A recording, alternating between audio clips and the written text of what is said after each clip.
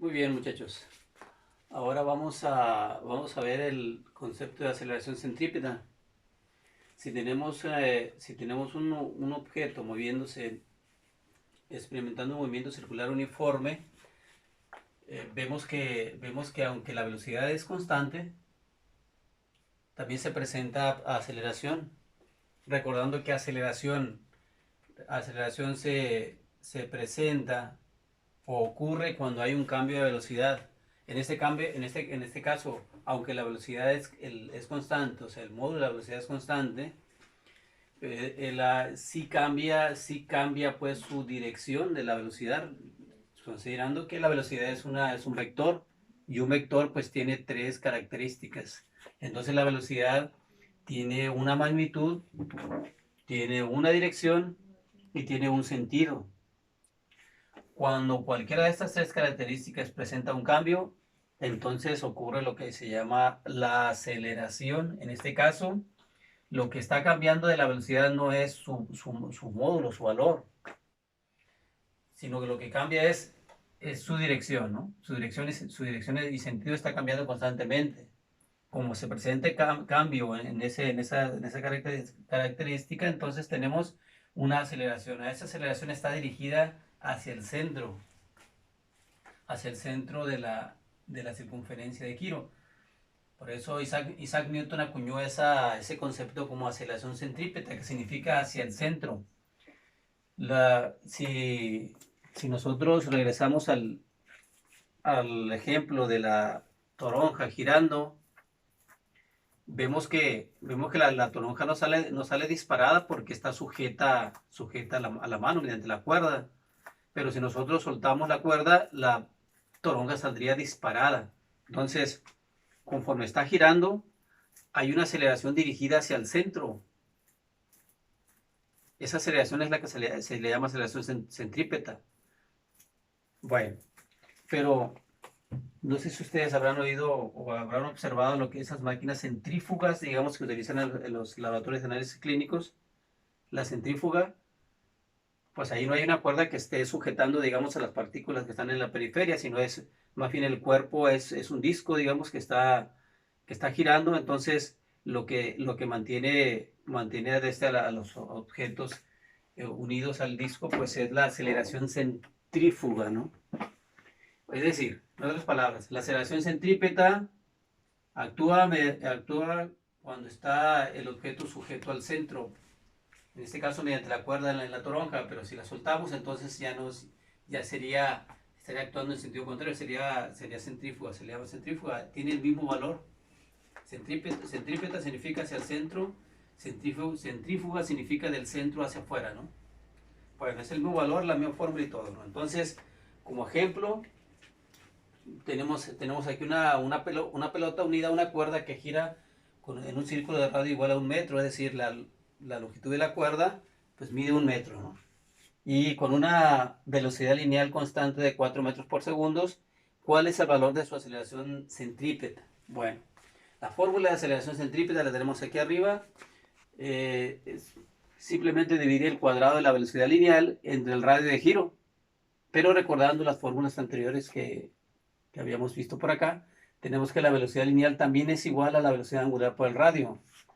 Sustituyendo esto en la fórmula de aceleración centrípeta, llegamos a que velocidad angular por radio elevado al cuadrado pues sería velocidad angular cuadrada y radio cuadrado, pero dividido entre el radio de la fórmula nos queda de esta manera. ¿Por qué? Porque el radio de abajo se cancela con uno de los cuadrados de arriba y obtenemos también esta segunda fórmula. Es decir, que si nosotros tenemos la velocidad lineal con la que se está moviendo la partícula en la circunferencia, podemos obtener su aceleración centrípeta de esta manera. Pero si en su lugar tenemos la velocidad angular, pues la podemos obtener con esta segunda fórmula, ¿no?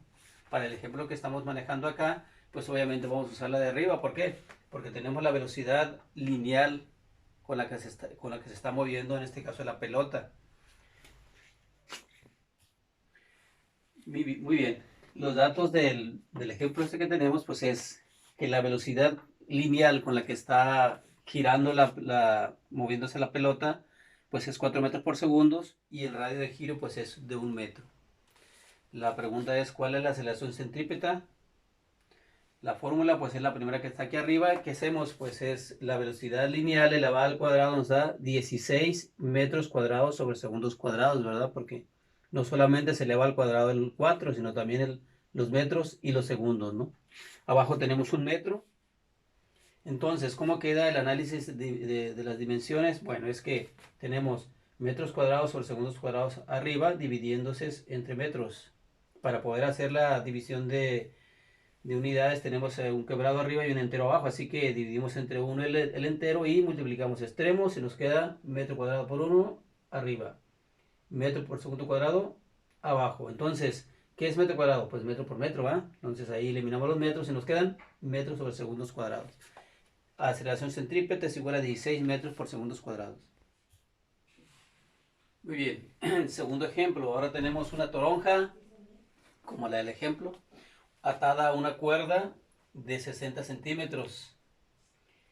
Gira con una velocidad angular constante de 10 radianes por segundo. Misma pregunta, ¿cuál es el valor de su aceleración centrípeta? Ahora vamos a usar la segunda fórmula porque el dato que tenemos es velocidad angular. Bueno, velocidad angular es igual a 10 radianes por segundo y el radio es de 60 centímetros. Lo voy a convertir en metros. ¿De qué tenemos? Que de 60 centímetros convertidos a metros. Abajo tenemos centímetros y eliminamos centímetro con centímetro. ¿Qué equivalencia tenemos? Que un metro es igual a 100 centímetros. Haciendo la división tenemos 0.6 metros. Muy bien, entonces el radio es 0.6 metros. La fórmula pues es velocidad angular elevado al cuadrado por el radio. Entonces son 10 radianes por segundo elevado al cuadrado por 0.6 metros, que es el radio que tenemos, 100 centímetros, 100 radianes cuadrados sobre segundos cuadrados por 0.6 metros. Resultado 60. Ahora, ¿cómo están las unidades? Bueno, aquí tenemos radianes cuadrados por segundos cuadrados por metro. Recordando que la unidad de radian realmente es una relación de perímetro sobre radio, es decir, es una relación de metro sobre metro. El perímetro de cualquier circunferencia pues son unidades lineales. Puede estar en metros y el radio también en metros, así que desaparecen las unidades lineales y dejamos radian, porque es un concepto, es una definición. Entonces, radian se puede interpretar como metro sobre metro. Así se puede interpretar. Entonces, ¿qué tendríamos? Radianes cuadrados sería metro cuadrado sobre metro cuadrado, ¿verdad? O sea, se eliminan y queda metro sobre segundo cuadrado. Es decir, cuando multipliquemos unidades angulares por unidades lineales, desaparecen las unidades angulares. Es decir, desaparecen los radianes y en su lugar quedan los metros del radio, ¿eh? Entonces son 60 metros por segundos cuadrados. Muy bien, muchachos, ahora seguimos con los ejemplos. Ahora tenemos una llanta de 80 centímetros de radio que gira 15 vueltas, o sea, 15 revoluciones, rodando sobre el suelo. ¿Qué distancia recorre? ¿Qué datos tenemos? Pues tenemos el radio de la llanta, son 80 centímetros, ya convertido en metros serían 0.8 metros, y el ángulo girado son 15 revoluciones. Para poder usar esta formulita, estas fórmulas, tienen que estar en radianes. El ángulo tiene que estar en radianes. Así que las 15 revoluciones las convertimos en radianes primero. ¿Qué tenemos aquí? Pues 15 revoluciones convertidos a radianes. Entonces, cancelamos revoluciones con revoluciones y la equivalencia que ya conocemos, que una revolución es igual a 2pi radianes. Recordando que ese 2pi es 6.2832 radianes. Entonces sería 15 por 6.2832 nos da 94.25 radianes. Ahora sí, fórmula para convertir ángulos en distancias. Pues quiero saber la distancia, multiplico el ángulo en radianes por el radio. Acuérdense siempre, el ángulo debe estar en radianes. Entonces por eso hicimos la conversión.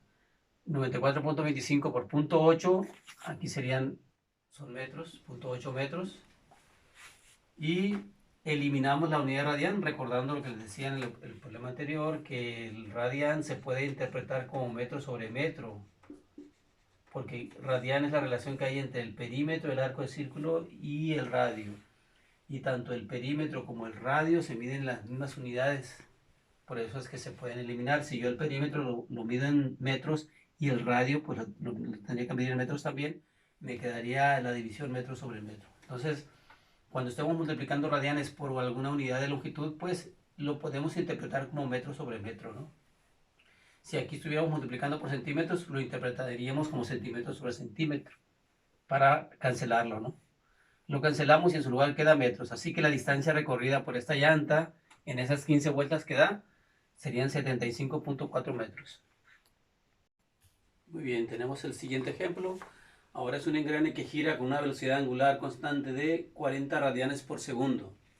Considerando un punto de la periferia alejado 10 centímetros del centro, es decir, con un radio de giro de 10 centímetros, ¿cuál es la velocidad tangencial del punto? Es decir, se refiere a la velocidad lineal, que también se le llama velocidad tangencial, ¿verdad? O sea, ¿cuántos metros por segundo está girando? Bueno, entonces la fórmula pues es simple, es muy simple, se multiplica la velocidad angular por el radio. La tenemos aquí 40 radianes por segundo y el radio son 10 centímetros, que es la distancia que hay de la periferia al centro de giro. En metros, pues es 0.1 metros, ya convertido en metros, simplemente multiplicamos. Como estamos multiplicando aquí radianes, multiplicando por unidades lineales, recuerden que el radian lo podemos interpretar, va de nuevo, como metro sobre metro, ¿no? Porque es una relación de dos distancias, perímetro sobre radio. Bueno, entonces, podemos eliminar los radianes y nos queda metro sobre segundo. Entonces, la velocidad lineal que experimenta este punto es de 4 metros por segundo. Muy bien, siguiente ejemplo. Ahora tenemos una llanta que gira con una velocidad angular de 20 radianes por segundo y en 5 segundos transcurridos su velocidad angular ya es de 30 radianes por segundo. Considerando que el radio de la llanta es de 90 centímetros, calcular es la aceleración angular y la aceleración lineal. La aceleración angular, pues es el tema anterior, se puede calcular con esta formulita directa. Tenemos las dos velocidades y el tiempo, así que nada más que sustituir en la fórmula y tenemos 30 menos 20 son 10 radianes por segundo, la diferencia de las velocidades. Entre los 5 segundos nos quedan 2 radianes sobre segundos cuadrados. ¿Cómo es eso? Tenemos radianes sobre segundos arriba y abajo segundos. Al segundo lo dividimos entre 1 para expresarlo en forma de quebrado, perdón. Así tendríamos una fracción arriba y una fracción abajo. Para dividir, recuerden que se multiplican los extremos y se coloca allá arriba como numerador, y se multiplican los medios y se coloca abajo como denominador. Segundo por segundo pues son segundos cuadrados. De ahí sale la unidad. Nada más para recordar. Inciso B, pues es la aceleración lineal. Vamos a hacer uso de la tercera fórmula que tenemos acá. Como ya tenemos la aceleración angular, pues nada más la multiplicamos por el radio. Simplemente ya obtenemos la aceleración lineal. Bueno, ¿qué tenemos? Radio igual a 90 centímetros, convertido en metros, es 0.9 metros, ¿no? Ya la conversión la hice directa. Ahora sí multiplicamos la aceleración por el radio, nos queda 1.8. El radian lo podemos eliminar ya que lo estamos multiplicando por una unidad lineal. Recordando que radian lo podemos interpretar como metro sobre metro, igual que el problema anterior. Recuerden que radian se puede interpretar como metro sobre metro.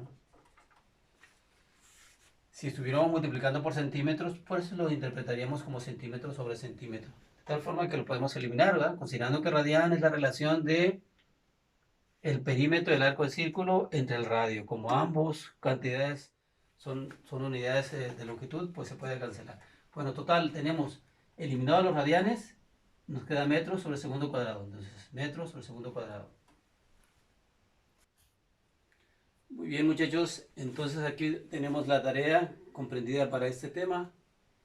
Bueno, estos dos temas que vimos son 5 problemas muy sencillos. Si tienen alguna duda cuando ya lo resuelvan, pues en la clase de Zoom vemos las dudas, ¿no? Bueno, suerte.